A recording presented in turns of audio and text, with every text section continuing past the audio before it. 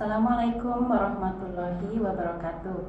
Selamat berjumpa lagi anak-anak dalam pembelajaran Bahasa Indonesia bersama Bu Alwi.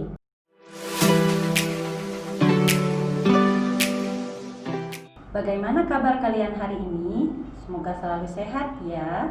Pada pertemuan ini, Ibu akan menyampaikan bagian terakhir dari materi teks cerita pendek, yakni menulis cerita pendek.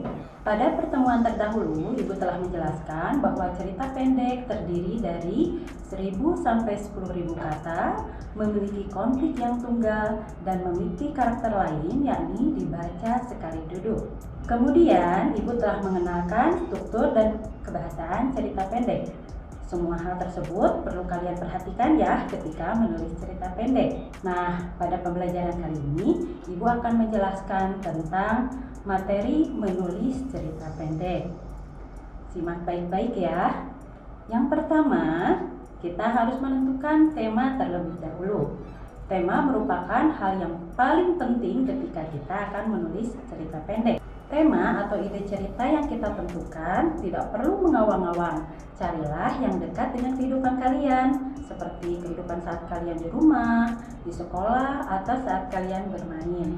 Atau kadang-kadang tema yang kita tentukan itu selintas terbersit dalam pikiran kalian, dan itu menjadi sesuatu hal yang tidak terduga. Kedua, menentukan tokoh dan alur cerita. Setiap tokoh yang kita tentukan karakternya itu ditentukan berdasarkan peran. Ada yang antagonis dan ada yang protagonis. Selain itu, rangkaian peristiwa yang kita tentukan terlebih dahulu kita buatkan kerangka ceritanya. Dan yang ketiga, mulailah menulis. Segera kembangkan kerangka ceritamu menjadi sebuah tulisan. Abaikan setiap ketakutan atau kekhawatiranmu dan mulailah menulis. Dan juga satu hal yang perlu kalian ingat, jangan pernah membaca pada saat tulisanmu belum selesai. Kemudian yang keempat, menggunakan kalimat ekspresif.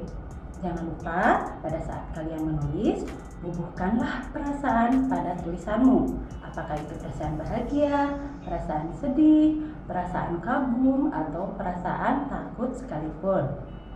Dan yang terakhir, suntinglah tulisanmu.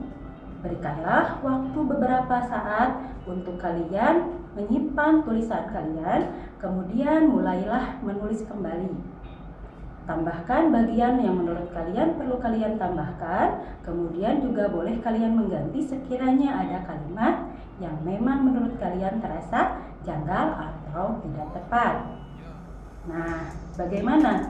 Kalian sudah mulai mau menuliskan? Tapi ada satu hal lagi yang perlu kalian perhatikan pada saat persiapan. Yang pertama, tekadkan dirimu untuk menulis. Biasakan setiap hari kamu menulis meskipun itu hanya 30 menit. Nah, yang kedua, membaca banyak referensi. Biasakanlah ketika kalian dalam keadaan santai membaca banyak referensi cerita-cerita pendek dari berbagai genre.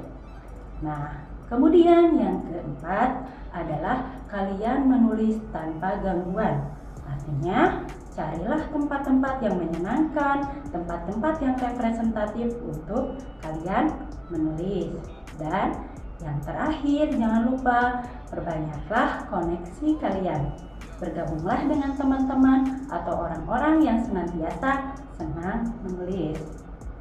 Demikianlah langkah-langkah dalam menulis cerpen. Semoga bermanfaat dan sampai bertemu kembali pada materi berikutnya.